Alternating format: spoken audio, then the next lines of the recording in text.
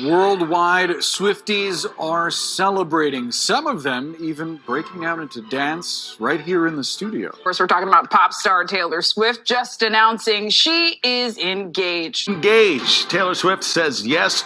It's the news that's disrupting workplaces and school hallways all over the world. Good. So much has been made about the Taylor and Travis engagement. It feels like 2023 all over again.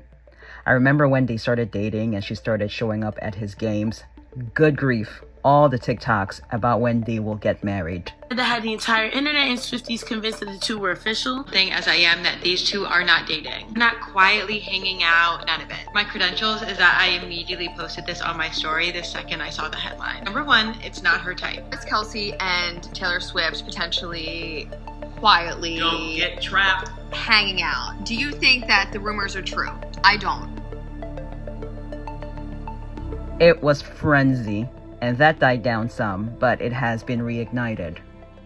In the midst of all the terrible things that have been happening here in the US and worldwide, this is great news. I know there are people out there who say they don't care, and okay, fine, yes, she is a billionaire, and we don't know her, and she doesn't know us either. However, let's not dismiss this as nothing. 30+ million likes on Instagram is not nothing. This has stirred up lots of emotions and think pieces, and very few of these think pieces are sound, grounded, and valid. The rest are borderline unhinged. People are out here surprised that a rich white man is getting married to a rich white woman. Like, out here being triggered. Please be serious. Stop it. Get some help. The good thing about the internet is that everybody can have an opinion. The bad thing about the internet is that anybody can have an opinion. As far as the emotions go, let's be brutally honest. This engagement is stirring up emotions, particularly for women of a certain age who date men. One of two things could be happening. Some may be feeling hopeful that if Taylor can find her forever love at the age of 35, even though statistically, quote-unquote, older women generally tend to marry, quote-unquote, well, then so can they. And for others, this is stirring up feelings of jealousy, envy, and insecurity, which are all the same to me. This just might be the biggest engagement since William and Kate in 2011 and then Meghan and Harry in 2018, regardless of how you feel about Meghan right now.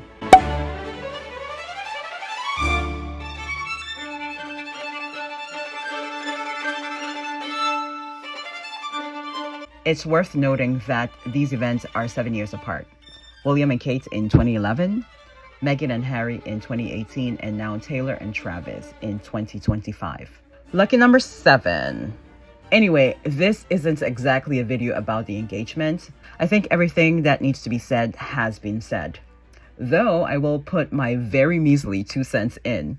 This is probably not even a hot take, as this video is airing a whole month post-engagement news, and I'm sure someone has already said this. The pictures of the engagement are beautiful, obviously. I cannot hate on them. But the pictures seem planned. The pictures don't seem candid, and she's way too poised for this to have been a surprise. Or, if the engagement was indeed a surprise to her and private, they posed for pictures immediately afterwards. All of which is fine and leads me to assume that this is all part of the album rollout.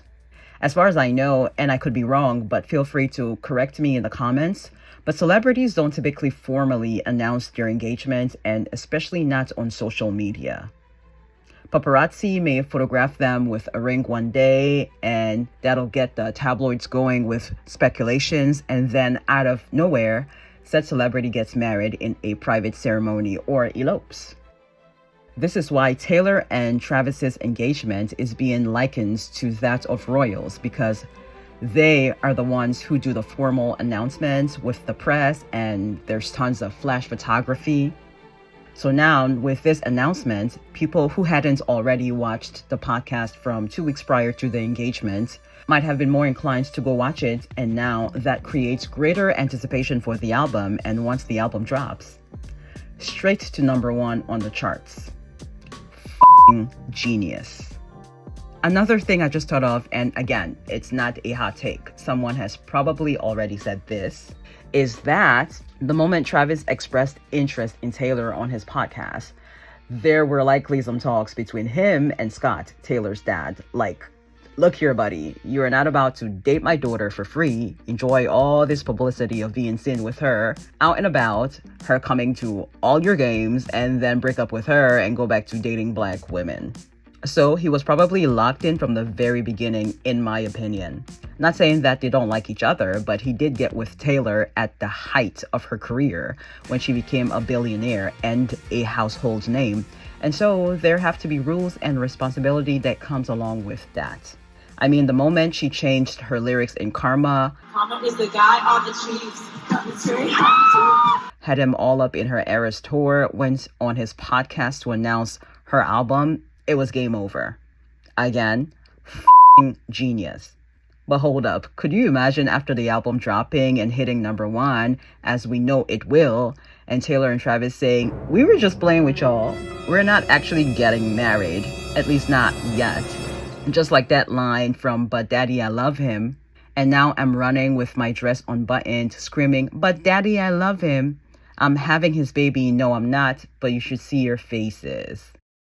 Also, I think there's a correlation between the orange glittery lock that was on her website before the album cover was revealed and the pictures of both Taylor and Travis phone lock screens, which ignited engagement rumors way before the podcast.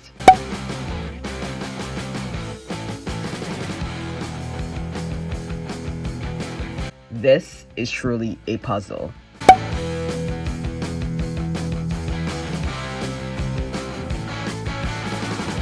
Now that that's out of the way, welcome to part 1 of this mini-series. Basically a lead up to The Life of a Showgirl, which drops on my birthday, October 3rd. I'll take it as a good sign, the fact that the biggest pop star in the world is dropping her most anticipated album yet on my birthday. So, in this episode, I shall read an entry I made about Taylor way before the engagement announcement. It's only fitting since her songs are largely diaristic. In episode 2, which airs tomorrow, we shall discuss my predictions about what the tracks could be about based on her first appearance on the New Heights podcast. And on October 3rd, we shall react to the album. A bit different for me, as I typically like to listen to albums that I'll be reviewing a good 3 times, then sit with it before writing my review. But this isn't a review or analysis. It's a reaction, much like the Sabrina Carpenter one from last week. Perhaps I'll do a deep dive of The Life of a Showgirl for my members or Patreon later. So without further ado, me reading my diary entry from the other day. And by the other day, I mean like a month ago.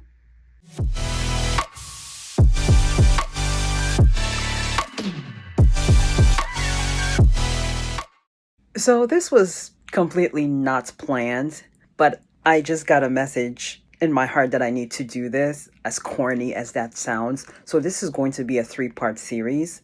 Obviously, this is part 1, in which I am reading to you guys my journal, which relates to the title of this video and the little clip you just saw at the beginning of the video. Since I'm a content creator, it just related to how I was feeling about content creation. So I'll read to you that journal entry that I made literally today. Today is August 16th, so that'll be 4 days after the podcast that Taylor had with Travis and Jason, which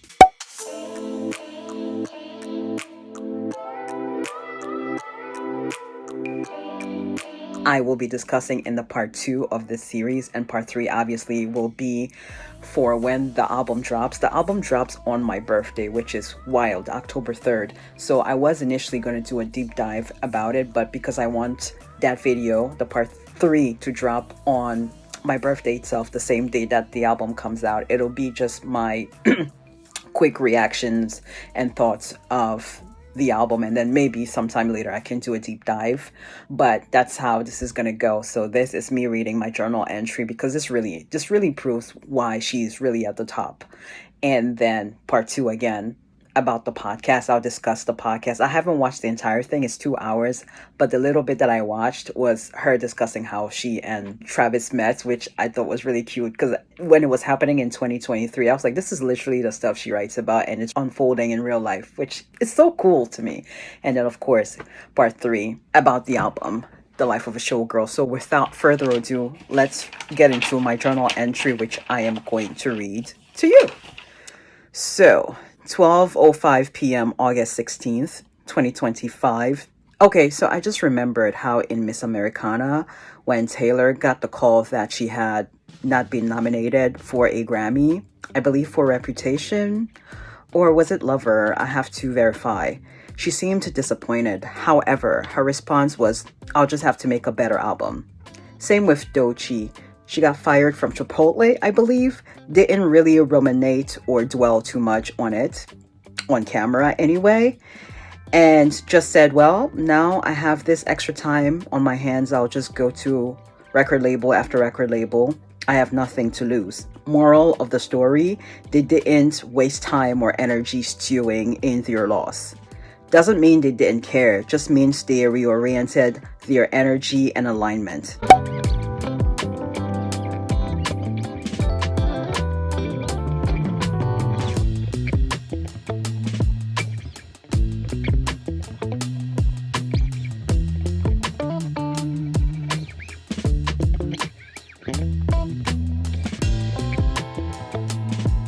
Likewise, a video of mine doesn't perform well. Guess what? It's not the end of the world. Just make another one that's more authentic. Doesn't mean telling my business. Just means a bit of vulnerability where necessary. Strategic vulnerability, I call it. Taylor went on that podcast and spoke candidly about her relationship. That is strategy. She wants to control the narrative. Also, she has an album to sell. And that was my journal entry for today.